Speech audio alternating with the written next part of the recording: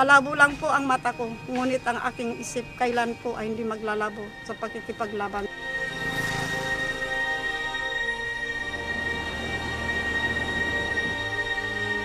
Kailangan natin ang bakal, pero higit sa lahat, mas kailangan natin ang bigas.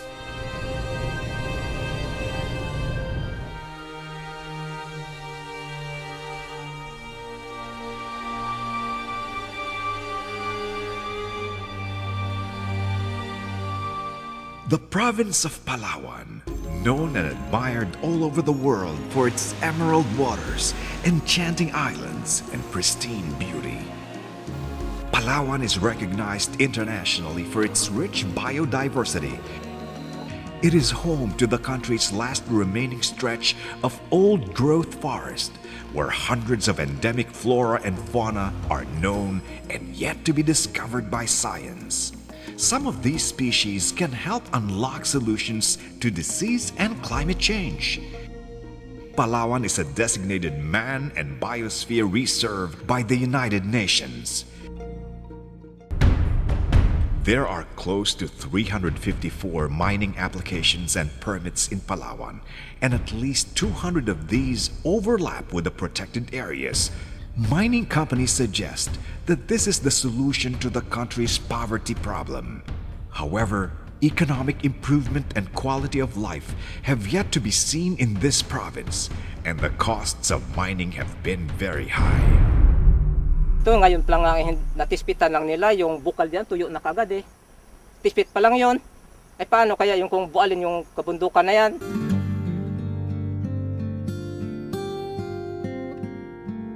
Yung dati po, nung 1990 binuksan ko, ganun po ang taas ng palay, short variety po.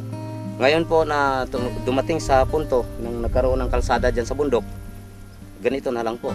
Hanggang sa nagbunga ng ganito ka haba na lang ang uhay niya. Kaya sabi ko, epekto na rin po ng laterite. Sabi ko, kaya ako parang kaming mga magsasaka parang tinatamad na magsaka.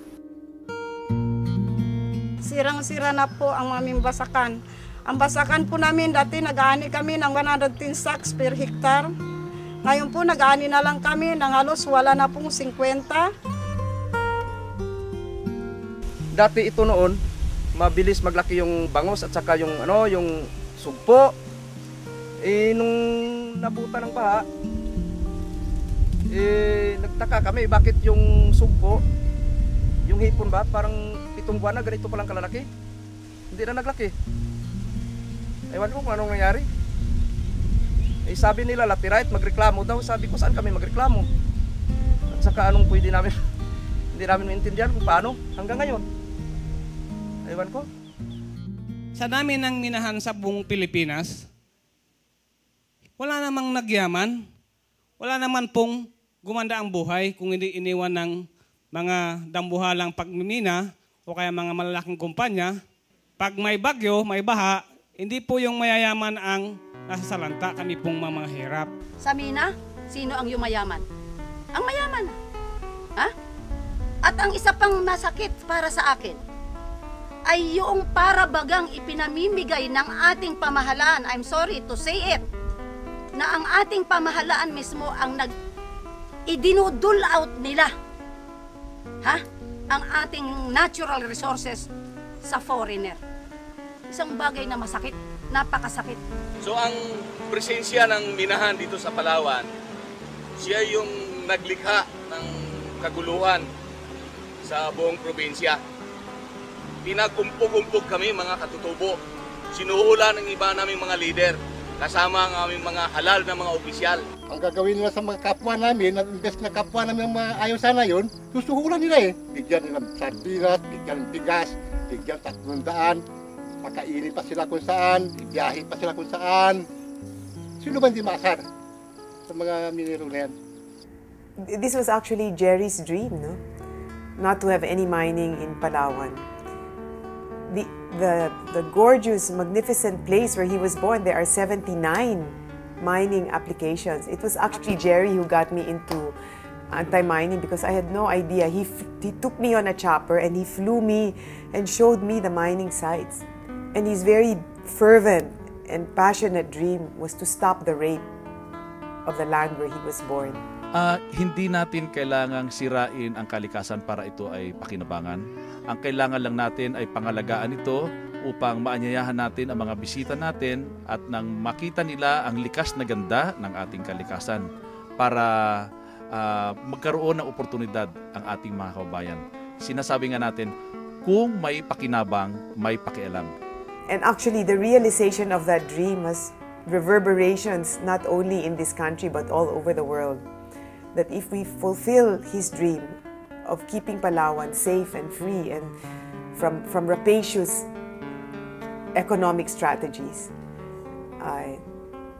this brooks well not only for the country but I think even for the world. Pag pinayagan po lahat ng minahan, matutunaw ang Palawan. We will dissolve Palawan. Okay? We will remove Palawan the map almost literally. He died fighting for the resources which is rightfully Palawan. We are going to put all stops to make sure his dreams come true. The Save Palawan movement is hoping to keep Doc Jerry's dream alive. Ang pangunahing dahilan kung bakit talaga kailangan na pagbawalan ang pagmimina sa Palawan ay unang-una dahil doon sa kakaibang katangian ng Palawan bilang biodiversity area, last frontier, dahil mayabong pa ang samut-saring buhay sa probinsya ng Palawan. Ang lugar na ito ay lubos naming pinoprotektahan dahil kapag ito ay napabayaan at nasira ng dahil sa pagmimina, malaking kawalan sa amin sapagkat ito ay ang kanilang pinagkukunan ng kanilang inumin, ang kanilang pinaliliguan. Dito na rin sila naglalaban ng kanilang mga damit. Pangalawang dahilan, maraming batas na sumasaklaw sa Palawan na pinapangalagaan ng kapaligiran at samut-saring buhay ng Palawan na hindi mo pwedeng payagan ng pagmimina.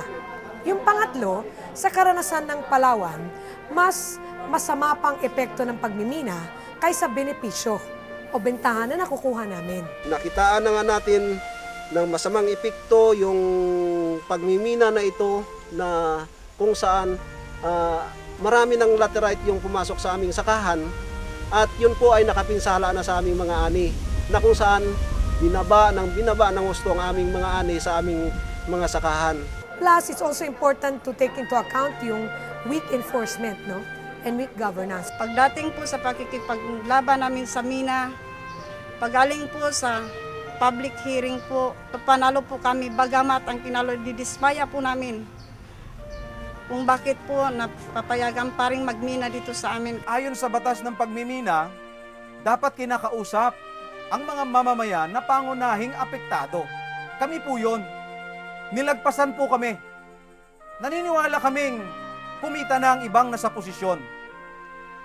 Pero kaming mga mamamayan, kami na mga magsasaka na nagpo-provide ng pagkain ng Pilipinas, binabaliwala. 50% ng supply ng pagkain ng Metro Manila galing sa Palawan at Puerto Princesa. Which means kung meron 12 million Pilipinos sa Metro Manila, 6 million yung pinapakain ng Palawan at Puerto. So once na masira yun, hindi lang ang Palawan ang magsasuffer, kundi maging ang Metro Manila.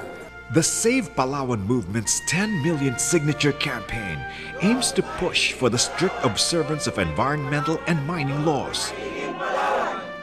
Sana maintindihan naman ninyo yung aming sitwasyon. Dahil kami, mga katutubong Palawan, ay wala na pong ibang lugar. Dito lang po sa Palawan. Kaya, kahit ano po mangyari, hindi po kami susuko. Itutuloy po namin yung laban. Protect the rights of local and indigenous people. Kung sa pagmimina, ako, ayaw na ayaw ko. Dahil nakapagtapos na yung mga anak ko dahil sa pagsasaka, bakit hindi na lang hayaan na lang yung kabundukan na gano'n na lang? Sabi nila sa amin, bakit may cellphone kami? Bakit may sasakyan kami? Lahat yan ay galing sa pagmimina. Sabi nila, huwag na kayong gumamit ng cellphone.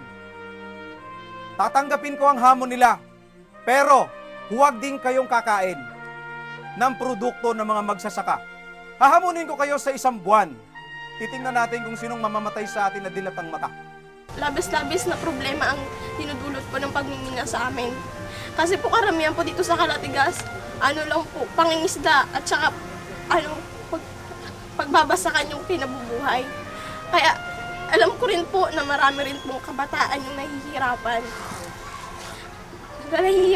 Dahil sa pagmimina po. Kaya po, sama-sama po natin pigilan yung pagmimina para na rin po sa kinabukasan nating mga kabataan. To push for sustainable economic development and keep Palawan's precious biodiversity intact. The fight to save Palawan is every Filipino's fight. It is a fight for the country's last frontier. It is 10 million voices strong, a clear message to the world that Filipinos care. No to mining in Palawan. No to mining in Palawan. No to mining in Palawan. Maldita mo na minado Palawan. Hindi ko na minado Palawan. Huwag ako na mag-irog. Hindi namin gustong minado sa Palawan.